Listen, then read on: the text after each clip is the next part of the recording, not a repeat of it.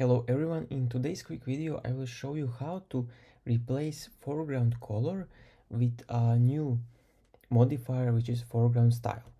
So you are pretty much used to use foreground color and here you just put your color for that view. However, it says that it will be deprecated in a future version of iOS, so you should use foreground style. You can use it the same way as you used foreground color. For example, to say here color green. Now these two texts are changed, its color is changed to green. However, what you can also use with foreground style is, for example, secondary. So the default text color is black, and secondary is a layer that is shape style that maps to the second level of the current content style.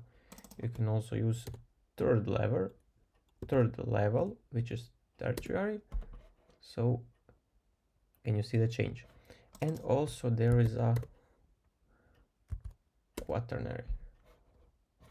That's the thing that foreground style offers to you. That's it for this quick video. Just use foreground style and use the color whichever you want. I hope you like this video. Please visit my channel. I have a lot more videos about SwiftUI topic. If you have problems with SwiftUI previews, then you definitely need to watch my video where I explained how to prevent this. Again, subscribe to my channel and you will see a lot more videos like this. Thank you all for watching. Bye bye.